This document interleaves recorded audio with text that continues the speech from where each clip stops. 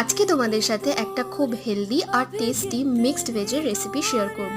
আসলে এই শীতকালে মা বেশ কয়েকটা টমেটোর গাছ বসিয়েছে, তারই সুযোগ নিচ্ছি আর কি। সবার প্রথমে দুটো কাঁচা লঙ্কা ফাটিয়ে দেবে আর তার সাথে দিয়ে দেবে গোটা জিরে। এরপরে সব সবজিগুলো একসাথে দিয়ে দেবে। সবজি কি কি দিয়েছি বলে দিই। একটা গোটা গাজর, দুটো কাঁচা টমেটো, বেশ কয়েকটা বিনস আর তার সাথে হাফ আলু। আসলে আলু ছাড়া আমার না ঠিক চলে না। তাতে 1 চামচ নুন দিয়ে সেটাকে ভালো করে ঢাকা দিয়ে দেবে, যাতে সবজিগুলো ভালোভাবে সিদ্ধ হয়ে যায়। চলো, সবজিগুলো হালকা ভাজা ভাজা হয়ে গেছে। এবার এতে 1 চামচ হলুদ আর একটু জিরে গুঁড়ো দিয়ে দেব। তারপরে ভালো করে এটাকে নেড়ে নেব। তারপরে দেব পাকা টমেটো। এটা আমি আগে দিইনি, কারণ সবজিগুলো তাহলে সিদ্ধ হতো না। যে কোনো মিক্সড ভেজ না আমার থেকে আমার মা দুর্দান্ত রান্না করে। গরম গরম রুটির সাথে টক টক ঝাল ঝাল মিষ্টি মিষ্টি এই তরকারিটা কিন্তু ভীষণ ভালো লাগে। আমার কাজ তো হয়ে গেল, তোমরা তোমাদের কাজটা করতে ভুলো না কিন্তু।